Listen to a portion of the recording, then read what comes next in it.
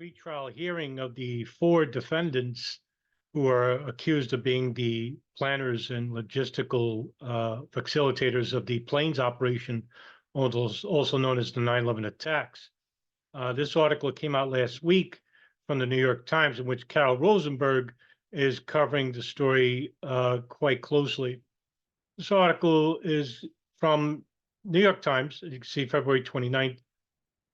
CIA violently cuts off 9/11 suspect when he tried to talk about attacks. And so what this article is going to refer to is Khalid Sheikh Mohammed, in which he was captured in 2003 and rendered to CIA custody throughout these black sites, and then off to Guantanamo Bay, I think in 2006 or 2005, in which he was talking about the 9/11 attacks. And let's see what the article has to say. And also, we're going to be reading a small part from the Senate Select Committee report on torture from the CIA, and we're going to talk. I'm going to show you a little excerpt on that report regarding Khalid Sheikh Mohammed's torture, specifically the use of waterboard. In the first month in U.S. custody, the man accused of planning the 9/11 attacks, Khalid Sheikh Mohammed, confessed to the crime during questioning and wanted to keep talking about it, according to the psychologist who interrogated him. Now, the psychologists who were in charge of the SEER program, as it was called, or also known as enhanced interrogation techniques, a fancy word for torture, Dr. James Mitchell and Bruce Jessen, right? But the CIA wanted him to discuss al-Qaeda's future plans, not the attacks that had horrified America a year and a half earlier, said Dr. James Mitchell, the psychologist. So when the prisoner, Khalid Sheikh Mohammed, mentioned 9/11, they would slam him naked into a wall. Why? It's not like the CIA knows the intricate details of the 9/11 attacks. Why would they want Khalid Sheikh Mohammed not to talk about it? Because according to the CIA's own Inspector General report, the CIA wanted to talk about imminent attacks inside the United States. Funny thing is that the CIA allowed for these al-Qaeda members to come inside the United States, like Khalid al-Mihdhar and Nawaf al-Hazmi, knowing they were al-Qaeda, knowing they were coming from a high-level al-Qaeda meeting in Malaysia. The NSA also knew. It was the NSA who told the CIA about these two, because they were listening to the satellite phone calls of bin Laden in the early 90s and an al-Qaeda communications hub in Yemen. Knew about the arrival of al-Mihdhar and al-Hazmi. CIA began tracking them, along with Saudi intelligence. This came out through the Canestraro document last year. It's no longer speculation, it's a fact. So if they were worried about attacks inside the United States, why would they let two al-Qaeda members enter the United States without telling the Department of Justice, who could have start monitoring these people? So they're worried about attacks now, where it's much too late? Something doesn't fit here. It was March 2003. That month, interrogators would waterboard Mohammed 183 times at a secret overseas CIA prison in a mistaken belief, Mitchell said, that a nuclear attack in the United States was imminent. Now,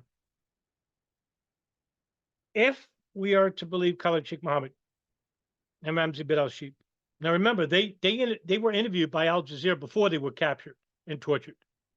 They confessed to their complicity in the 9/11 attacks. Okay. If that's true, remember, Khalid Sheikh Mohammed originally wanted 10 planes to crash all over intercontinental United States, and one of them being a nuclear facility, in which, according, I take with a grain of salt now, bin Laden said, no, we don't have that many people, and nuclear facilities are off because it would mean it would just go too crazy. I don't know what that means. That didn't make sense. Isn't that what bin Laden wanted? To cause as much havoc and destruction as possible? That would do it. That didn't sit right with me all these years, because I heard that before. But Mohammed still was not saying what his captor wanted to hear. We walled him, Mitchell said Monday, explaining that he and his colleagues had rammed their prisoner backward into a wall to punish him because they feared he was talking about 9/11 to distract them from another looming crime. If that's the case, that would be the fault of the CIA anyway, because they knew that Al Qaeda was inside the United States and didn't tell the FBI, even at this point. And they still lied about it during the 9/11 Commission and the Joint House inquiry. They lied about it.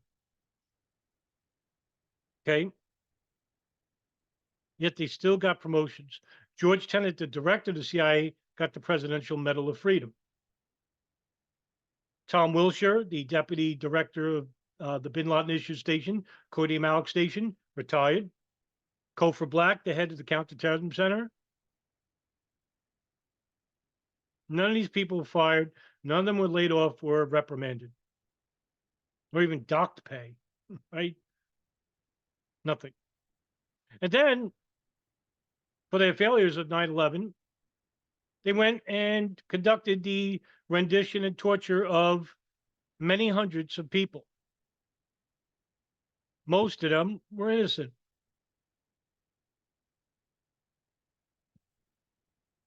You know, this testimony that's given here this is week 4 of the pretrial hearings. Now, 9/11 trial hasn't started yet, okay? If it ever will. Used to be 5 defendants, now it's 4. Khalid Sheikh Mohammed, Amr al-Baluchi, Mustafa al-Sawi, and Tawfiq bin Attash, also known as Khalid. Ramzi bin al-Shib was declared incompetent, mentally unfit. You don't think the other 4 are? The idea that Mohammed was punished for talking about that topic in his first month of U.S. detention is new to the proceedings. Of course it is. Mitchell has been testifying in pretrial hearings in the death penalty cases at Guantanamo Bay since 2020 and never mentioned it before. Because this looks bad on the CIA. Again, why would they not want the alleged plotter of the 9/11 attacks to talk about how he plotted the 9/11 attacks? Why would they torture him for that? Because they wanted information that the CIA counterterrorism center wanted, which was imminent attacks inside the United States?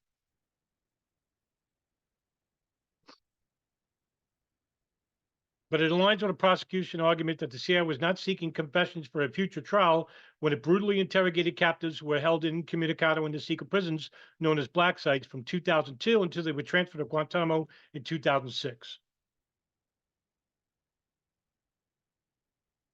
And like I said before in many previous videos, even if Khalid Sheikh Mohammed was indeed the mastermind who plotted the 9/11 attacks, even if he is really indeed the mastermind, how could we believe it?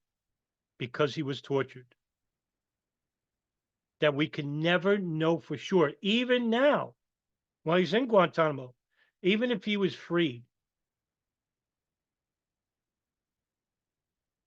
if that was a possibility. How can anyone believe him? It's about knowing, as something that I have stated ad nauseum. I don't deal in belief. I try to attain knowledge. As little as I have regarding this subject. Very little. It can be attained by putting the pieces together. It's meticulous. Yes. It's painstakingly detailed and takes a lot of time. But you can attain it. You just have to leave the preconceived biases and irrational speculations to the side. Look at it like a crime scene investigator would, you know. But I digress. As Mitchell said, the prosecution tells it the agency was seeking actionable intelligence that could be used for a military agency mission, not a prosecution, because the CIA is not into legalities. They're not looking for a trial. They're looking for actionable intelligence in which the Special Activities Division or the Special Forces could use. So they could play cop overseas, not inside the United States. Remember, they can't do nothing here. They're not a legal organization, not like the FBI. CIA can't make arrests, prosecute them. That's Department of Justice. And it's not like they're sharing information with the FBI at this point. They withheld it. And because they withheld information, 9/11, could have been prevented. All this nonsense that we saw many years later, the many millions that have been killed in these wars in the Middle East could have been prevented. When you look at the ramifications, the ripple effect of 9/11, it's still felt today. Warrantless wiretapping of Americans around the world, surveillance all around the United States, around the world. Cameras are everywhere, recording your every movement, knowing where you're going everywhere at every second of the day. That's what 9/11 ushered in. That's why I take a great interest in it, because it's unlike any event in human history. Not like World War II, not like the Revolutionary War, not like the assassination of JFK. This is different. It ushered in a new world, a world that is shaping to be bleak without any privacy, because agencies like the CIA and the NSA now want to know what you know, because you're the enemy, or you could be a prospective enemy. Government considers the distinction between interrogating to gather intelligence rather than to build a case to be important. In 2007, Khalid Sheikh Mohammed again bragged about his role in the attacks when he was brought before FBI agents at Guantanamo Bay, according to prosecutors. They want to use that confession to clean teams that did not use or threaten violence as key trial evidence. It will be up to the military judge to decide whether the 2007 confession was voluntary. The judge also must decide whether earlier statements obtained from Mohammed through torture informed the FBI interrogators, which could make the confession inadmissible. This is why the trial has not started. You could thank the CIA for this. Piece of shit, immoral agencies that they are. Mitchell testified that Mohammed had been questioned up to 3 times a day, almost daily, for 3 years in the CIA prison network before his transfer to Guantanamo. The questions arrived in classified cables from CIA headquarters, but some questions originally came from FBI agents and analysts who were building an eventual case for prosecution, according to government documents and pre-trial testimony. According to the FBI, we had no part in the torture. They physically didn't, but knew it was happening and passed off their questions to the CIA because the CIA asked them, hey, you guys are more experienced when it comes to counterterrorism, especially the New York field office. So they got Ali Soufan and others to basically assist them, knowing that these guys were getting tortured. So the FBI, wasn't truthful about that. Mitchell's testimony also put a spotlight on the use of walling in the black sites. If done right, he said, should not cause any permanent damage. Imagine saying this. You fucking wall you. Let me, dress you down to your bare skin, put a towel around your neck, which is what they did, wrap a knot on it, and then start using the other end of the towel to forcibly move Khalid Sheikh Mohammed and wall him. What if I did that to James Mitchell?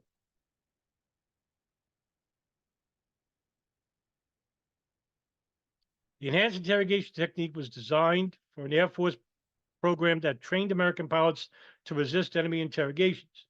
Then a trainee faced a mock interrogator who slammed his shoulder blades, not his head, into a wall made of plywood and burlap to disorient him. The CIA prisoners experienced it differently. They have said their heads were slammed against concrete walls.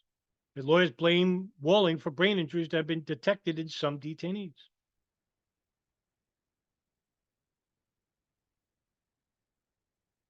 Those being walled were seen as the enemy. Terrorism suspects who were held naked, hooded, and systematically deprived of sleep. They were being conditioned, Mitchell's wording, to give up al-Qaida secrets about sleeper cells, future plots, and how to find Osama bin Laden. In 2020, Mitchell testified that these interrogators took turns walling Mohammed so that he could not become tired and made a mistake. Mitchell wrote in his 2016 memoirs that he and his team used walling in combination with sleep deprivation as part of a gradual conditioning process. After, in Mitchell's assessment, waterboarding failed to elicit the desired response from Mohammed. One of the interrogated partners, Dr. Bruce Jessen, put a rolled up towel that was held together with duct tape around the naked prisoner's neck and pulled him forward. Mohammed refused to help us stop operators inside the United States, he wrote. So Jessen bounces him off the wall several times. Now, how does he know that? Well, he got that information from other tortured detainees. You don't know if it's true or not. You're going on information that basically is fabricated, acting like it's factual information, torturing the next person who's implicated in that fabrication and trying to elicit information from him, which is basically fabricated. So it's a reciprocating problem, right? Reciprocating fabrications. You're chasing one person involved in a fabrication, involved with another fabrication, involves another person in which you're torturing him, which elicits a fabrication information, and it goes on and on and on. That's why it lasted for 3 years. In 2022, Jessen testified in a different case that a towel was needed because the prisoner was at most wearing a diaper. There was no way to grab a hold of him. Mitchell has described the rolled up towel as both a safety collar and a tool to condition prisoners. After the brutality ended, he said interrogated could just bring a towel to a debriefing session to remind a prisoner of the hard times code in the black sites for brutal interrogation. So in other words, even after interrogations have stopped, all you have to do is come a couple of years later, bring in a towel, and that prisoner is reminded of, well, hey, we're going to start walling you if you, change your mind about maybe your participation in the attacks. Because Khalid Sheikh Mohammed retracted everything he said. In time, Mitchell said the prisoners were so cooperative that the towel was no longer needed. That's how conditioning works. An abusive victim is going to acquiesce so that the pain could stop. In other accounts of the CIA's reward and punishment system, interrogators sometimes gave a naked prisoner who cooperated a towel to cover his genitals during questioning. Oh, how nice. Mitchell said that the walling and waterboarding ended a month into Mohammed's detention, but that he continued answering questions for his next 1,250 days in black sites where prisoners only had contact with CIA staff. Prisoners deemed less cooperative got a maintenance visit from Mitchell or Jessen, who reminded them that displeasing Washington could result in more enhanced interrogations, although that never happened, he said. Instead, amenities, including mattresses, clothing, and Qurans, could be given or taken away. In time, Mitchell said Mohammed's conditioning to be afraid if he did not respond to questions diminished, and he answered questions to keep amenities or get new ones. Despite Mitchell's testimony about institutional disinterest, somebody in the black sites captured what Mohammed had said about the 9/11 attacks. This week, Mohammed's defense lawyers showed the judge CIA cables from March 2003 with information about the plot that was attributed to Mohammed and that had been circulated in the intelligence community, including to the FBI. Right? Now, what I'm going to read next is from the Senate Select Committee report on torture that was released in 2014, I think. Don't quote me on the year. I always tend to forget. But, I'll disappear here for a second. The CIA waterboards Khalid Sheikh Mohammed at least 183 times. Khalid Sheikh Mohammed's reporting includes significant fabricated information. This is 2014. Okay. Before the pretrial hearings even got underway. That the Senate Select Committee knew that by torturing Khalid Sheikh Mohammed using the waterboard, he fabricated information. On March 10, 2003, Khalid Sheikh Mohammed was subjected to the first of his 15 separate waterboarding sessions. The first waterboarding session, which lasted 30 minutes, 10 more than anticipated in the Office of Legal Counsel's August 1st, 2002 opinion, was followed by the use of a horizontal stress position that had not previously been approved by CIA headquarters. So in other words, even CIA personnel, contractors, Bruce Jessen and James Mitchell, who went by the code names Swigert and Dunbar in the Senate report to hide their identities, right? They went against CIA headquarters and used torture techniques that was not approved even by CIA headquarters. So the CIA's own contractors were violating CIA headquarters legal opinions about what to use. The chief of base, worried about the legal implications, prohibited the on-site medical officer from reporting on the interrogation directly to Office of Medical Service outside or official CIA cable traffic. On March 12, 2003, Khalid Sheikh Mohammed provided information on the Heathrow Airport and Canary Wharf plotting. Khalid Sheikh Mohammed stated that he showed a sketch in his notebook of a building in Canary Wharf, a major business district in London, to Amr al-Baluchi. He also provided statements about directing prospective pilots to study at flight schools and stated that Jafar al-Tayyar was involved in the Heathrow plot. Khalid Sheikh Mohammed retracted all of this information later in his detention. There are no CI records indicating that these and other retractions were assessed to be false because these plots were actually true. These were the plots that were true. The March 12, 2003 reporting from Khalid Sheikh Mohammed on the Heathrow airport plotting was deemed at the time by CIA interrogators to be an effort by Khalid Sheikh Mohammed to avoid discussion of plotting inside the United States and thus contributed to the decision to subject Khalid Sheikh Mohammed to 2 waterboarding sessions that day. That's what they assumed.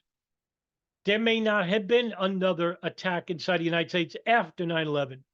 Very so inside the United States in the 1990s when it was proposed to bin Laden in 1996 about the plane's operation, which came from Bajinka plot. But as you could see from the article, they tortured Khalid Sheikh Mohammed. We're talking about 9/11. Why would they do that? They don't have information. No, they don't, unless they know something we don't know. That very well could be the case. SAR records state that Khalid Sheikh Mohammed's abdomen was somewhat distended, and he expressed water when the abdomen was pressed because it was so filled with fucking water. Khalid Sheikh Mohammed's gastric contents was so diluted by water that the medical officer present was not concerned about regurgitated gastric acid damaging Khalid Sheikh Mohammed's esophagus. The officer was, however, concerned about water intoxication and dilution of electrolytes and requested that the interrogators use saline in future waterboarding sessions. Right? On March 13, 2003, after Khalid Sheikh Mohammed again denied that al-Qaida had operations planned for inside the United States because the 9/11 attacks are over with, there was no follow-up. CIA interrogators decided on a day of intensive waterboarding sessions during the first of the 3 waterboarding sessions that the interrogators responded to Khalid Sheikh Mohammed's efforts to breathe during the sessions by holding Khalid Sheikh Mohammed's lips and directing the water in his mouth. According to a cable from the detention site, Khalid Sheikh Mohammed would begin signaling by pointing upward with his 2 index fingers as the water poured approached the established time limit. The cable noted that this behavior indicates that the subject remains alert and has become familiar with key aspects of the process. CI records state that Khalid Sheikh Mohammed yelled and twisted when he was secured to the waterboard for the second session of the day, but appeared resigned to tolerating the board and stated he had nothing new to say about terrorist plots inside the United States. Prior to the 3rd waterboard session of the calendar day, the on-site medical officer raised concerns that the waterboard session, which would be the 4th in 14 hours, would exceed the limits included in the draft OMS guidelines that had been distributed the previous afternoon. Those draft guidelines stated that up to 3 waterboard sessions in a 24-hour period was acceptable. At the time, Khalid Sheikh Mohammed had been subjected to more than 65 applications of water during the 4 waterboarding sessions between the afternoon of March 12, 2003 and the morning of March 13, 2003. In response to a request for approval from the chief of base, CTC attorney redaction assured detention site personnel that the medical officer is incorrect, that these guidelines have been approved and are fully coordinated, which is a lie. It was not approved by CIA headquarters. Redaction sent an email to the detention site authorizing the additional waterboarding session, despite indications from redaction that the detention site personnel would receive a formal authorizing cable in which no such authorization from CIA headquarters was provided. Like I said, all this was basically not approved. That they took it, Bruce Jessen and James Mitchell took it upon themselves to act on these illegalities, as I would call them, against CIA headquarters' wishes. At the end of the day, the medical officer wrote, redaction, OMS, that things are slowly evolving from OMS being viewed as the institutional conscience and the limiting factor to the ones who are dedicated to maximizing the benefit in a safe manner and keeping everyone's butt out of trouble. Because it's all about washing your ass, right? I don't want to get in trouble for this. The medical officer noted that his communication with redaction OMS was no longer viewed with suspicion. On the afternoon of March 13, 2003, Khalid Sheikh Mohammed was subjected to his third waterboard session of that calendar day and fipped in 25 hours. CIA records note that Khalid Sheikh Mohammed vomited during and after this procedure. And this will be it for here, because I'm going to read, that's all you really need to see, right? Get rid of this. Shortly thereafter, CIA headquarters began reevaluating the use of the waterboard interrogation techniques. According to a March 14, 2003 email from an interrogator who was not a detention site blue, but was reviewing cable traffic, the overall view seems to be that the waterboard is not working in gaining Khalid Sheikh Mohammed's compliance. The deputy chief of the CIA's interrogation program responded in agreement, adding that against Khalid Sheikh Mohammed, it has proven ineffective, that the potential for physical harm is far greater with the waterboard than with other techniques, bringing into question the issue of risk versus gain. The deputy chief further suggested that the waterboard was counterproductive, stating that we seem to have lost ground with Khalid Sheikh Mohammed since progress made at the detention site Cobalt, and as a result, the CIA should consider the possibility that the introduction of the waterboard interrogation technique may poison the well. The email in which these sentiments were expressed was sent to redaction, the CTC attorney overseeing the interrogation of Khalid Sheikh Mohammed. Despite these reservations and assessments, the waterboarding of Khalid Sheikh Mohammed continued for another 10 days because why the fuck not, right? You might as well go all the way instead of halfway in. And that's the problem with the CIA. They don't give a shit about long-term ramifications.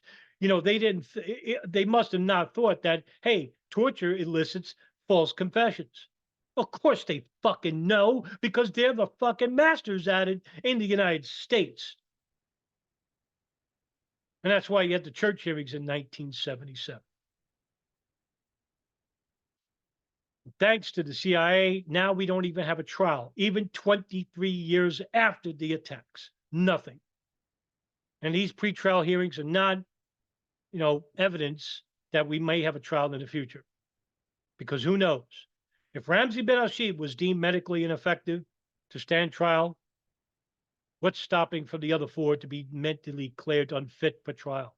And if that's the case, then the prosecutors can make an ugly decision that would seem unconscionable in the public view.